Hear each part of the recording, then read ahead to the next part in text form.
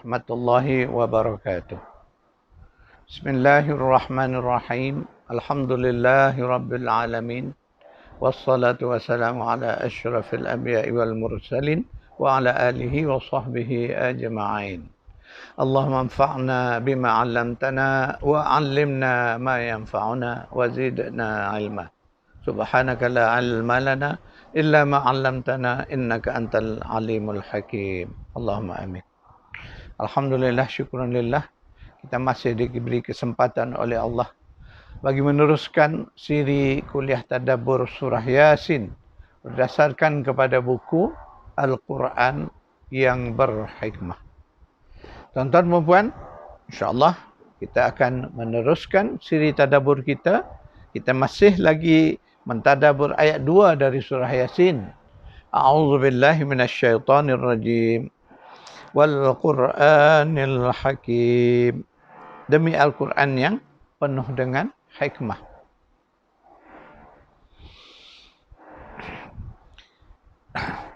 InsyaAllah kita akan sambung siri yang lalu. Pada siri lalu kita membincangkan isu hidayah, isu petunjuk Al-Quran itu. Jadi petunjuk Al-Quran itu terdapat di dalamnya, di dalam ilmu dan hikmah yang dikandungi oleh Al-Quran itu. Jadi kita nak mendapat ilmu itu, nak mendapat hikmah itu, maka itulah yang akan menjadi petunjuk membimbing hidup kita supaya kita dapat melewati suratul mustaqim ini dengan selamat. Ramai kalangan kita bila sebut suratul mustaqim, dia akan teringat titian di akhirat nanti. Jangan lupa tuan-tuan dan puan, suratul mustaqim yang di sini, yang ada sekarang di dunia ini, yang ini yang lebih penting kita fokus supaya kita selamat di suratul mustaqim di dunia ini. InsyaAllah di akhirat esok ia akan menjadi mudah kepada kita. Jadi lebih baik kita fokus, sebab suratul mustaqim ini itulah Islam.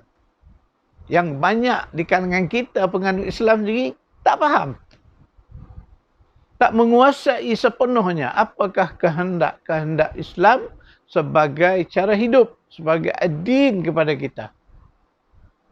Jadi kejahilan di kalangan umat itu satu hakikat hari ini. Satu hakikat yang mungkin kepada sebahagian orang hakikat yang pahit, tetapi itulah hakikatnya. Ramai umat Islam ini yang tidak mengenal Islam dengan sebenarnya. Selayaknya yang kita kena faham, kita tak faham. Jadi itulah isunya. Jadi berkaitan dengan Al-Quran ini, maka Allah menurun Al-Quran itu dengan salah satu tujuan untuk menjadi hidayah, menjadi petunjuk kepada manusia. Khususnya kepada kita, orang-orang yang beriman. Lebih khusus lagi untuk orang-orang yang bertakwa. Ketika mana kita memahami hakikat ini, maka kita tidak ada pilihan melainkan kita kena berusaha bersungguh-sungguh untuk mendapatkan ilmu dan hikmah Al-Quran itu. Maka dengan itu baru kita akan dapat hidayah, petunjuk yang kita minta. Dalam salat berulang kali, 17 kali minima, satu hari, satu malam, kita mohon kepada Allah, ihdinas siratal mustaqim. Ya Allah, tunjuki kami jalan yang lurus. Mari kita lihat hubungan dia. Dalam solat kita memohon. Di luar solat kita kena mencari. Mencari hidayah itu di mana? Di dalam Al-Quran. Sebab itu kalau kita membaca surah Al-Ankabut, Allah menyebut, A'udzubillahi minasyaitonirrajim. Utlu ma uhiya ilaika minal kitab wa aqimis salah. Allah menyebut, bertilawahlah kamu akan kitab, akan apa yang kami wahyukan daripada Alkitab ini, kemudian barulah dirikan solat. Kalau kita lihat susunan ayat itu, Allah mendahului qiraatul Quran. Kemudian barulah perintah aqimus solah. Mana perintah tadi, perintah awal, utlu. Bacalah, baca dengan bertilawah. Jadi kita kena fahamlah. Al-Quran ketika mana dia menyebut kalimah membaca. Dalam bahasa kita membaca itu satu ya, membaca, baca. Tetapi Al-Quran mencerita membaca ada sekurang-kurang 3. Ya. Pertama yang sering kita dengar, qira'ah. Itulah lafaz perintah iqra' itu datang dari kalimah qira'ah tadi. Membaca tetapi secara qira'ah. Membaca dengan membunyikan suara. Supaya kita mendengar, supaya orang mendengar. Jadi dalam kaedah kita mengajar, kita menggunakan kaedah qira'ah. Kita mengajar, guru mengajar, murid mendengar. Kemudian murid mengulangi, guru mendengar pula. Maka itulah kaedah qira'ah, kena baca bagi dengar. Itu satu. Yang kedua, Al-Quran banyak menyebut tentang kalimah tilawah. Salah satu dalam ayat yang kita baca tadi, utlu. Baca olehmu, tapi baca dengan bertilawah. Daripada apa yang Al-Quran sebut, tilawah itu akan merujuk kepada membaca dalam keadaan kita faham. Seperti mana kita membaca buku ni. Kita baca buku ini, kita tak sebut suara pun, tak keluar suara. Tetapi kita membaca dalam hati, yang penting kita faham konten. Kita faham apa yang kita baca. Itulah makna tilawah yang benar. Haqqa tilawati yang disebut di dalam Baqarah ayat 121. Mereka yang membaca dengan bacaan tilawah yang sungguh-sungguh.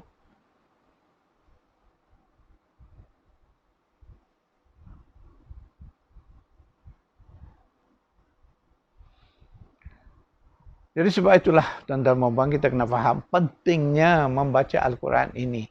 Apatah lagi membaca secara tilawah, baca dalam keadaan kita faham apa yang kita baca. Maka minimanya suratul Fatihah itu mesti kita faham makna setiap kalimahnya. Ketika kita kata Malik Yaumiddin, kita tahu apa makna Malik. Apa makna Yaumiddin. Jadi barulah terasa. Barulah datang sifat-sifat khusyuk di dalam solat. Bayangkan kalau kita taat kepada perintah utlu ma uhayya ilaika minal kitab tadi. Kemudian wa aqimis solah tadi. Masya Allah solat kita akan menjadi lebih sempurna, lebih khusyuk. Kenapa? Sebelum solat kita dah tilawah Quran itu. Kita baca ayat-ayat yang kita nak baca dalam Al-Quran ini. Paling minimal suratul Fatihah. Kita tahu maknanya. 7 ayat yang kita baca tu kita faham. Ketika kita menyebut Allah Ar-Rahman Ar-Rahim Maliki Yaumiddin, Iyyaka na'budu wa iyyaka nasta'in. Kita faham maknanya, kita menyatakan ikrar tauhid kita hanya sanya kepada Engkau kami mengabdi diri kami, dan hanya sanya kepada Engkau kami mohon pertolongan. Masya Allah. Barulah solat kita itu sempurna. Barulah solat kita itu mencapai makam khusyuk. Kerana kita faham. Beza. Ya? Jadi kita baca dalam keadaan kita tidak faham, fikiran kita tak tahu nak fokus ke mana. Kerana kita tak tahu apa yang kita sebut. Tuan-tuan perempuan, inilah realiti.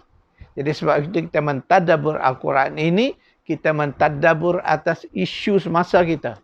Kita kena kaitkan dengan isu, inilah realiti kita. Barulah kita dapat kesan daripada pembelajaran Al-Quran. Jadi kita nak dapat hidayah. Kita nak dapat petunjuk Allah. Kita kena faham isi kandungan Al-Quran. Kerana di sanalah ada ilmu.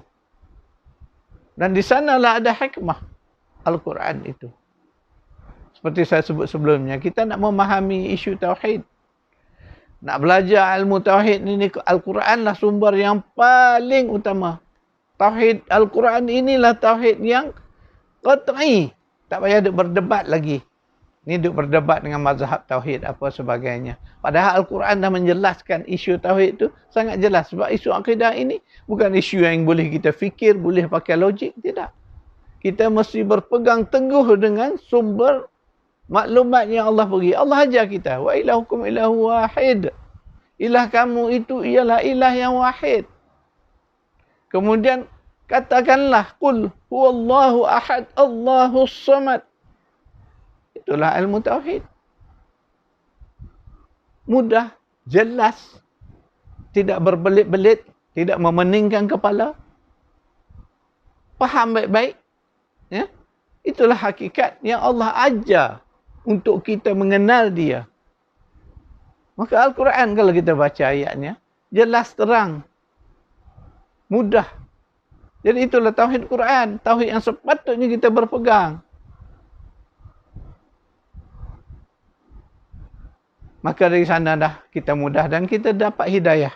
Kerana Al-Quran itu dia bagi satu contohnya dalam ayat yang saya baca sebentar tadi, wa ilakum ilahu wahidun la ilaha illa ar-rahmanur rahim, itu ayat Baqarah ayat 164. Dari situ kalau kita faham, ilmunya dah jelas. Allah dah buka ilmu untuk kita mengenal Allah. Yang kita selalu orang sebut ma'rifatullah, itu di situ saja. Kemudian dari situ kita kembangkanlah. Sebab sesudah ayat 164 tu, tengok lihat sifat Quran. Allah menjelaskan pula tentang rububiyahnya. Ayat 164 menjelaskan uluhiyahnya. Maka ayat 165 disebut 163, 164. Ya, maaf saya.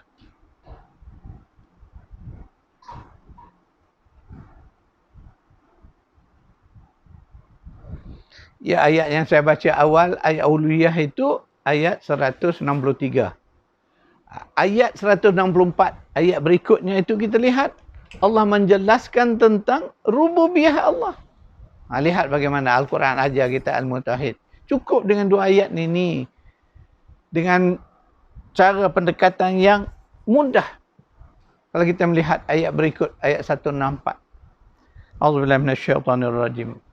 Inna fi khalqis samawati wal ard wa ikhtilafil laili wan nahar wal fulki allati tajri fil bahri bima yanfa'un nas wa ma anzalallahu minas samaa'i min ma'in fa ahya bihil arda ba'da mautiha wa batha fiha min kulli dabbatin wa tasrifir riyahi wasahabil musakhkhari bainas samaa'i wal ard la ayatin liqaumin yaqilun.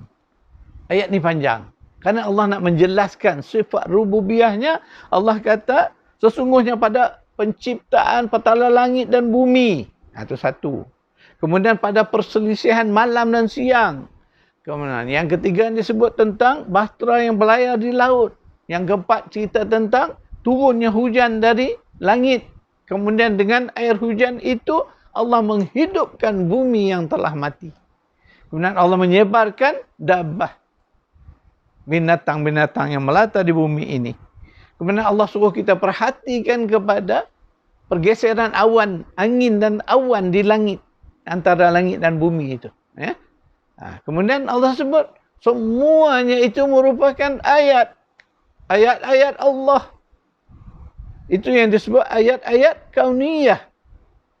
Ayat-ayat yang tidak tertulis. Jadi sesaat kita membaca ayat ini, ayat 164 ini, Allah perintah kita baca ayat yang di luar sana. Yang disebut berapa tadi?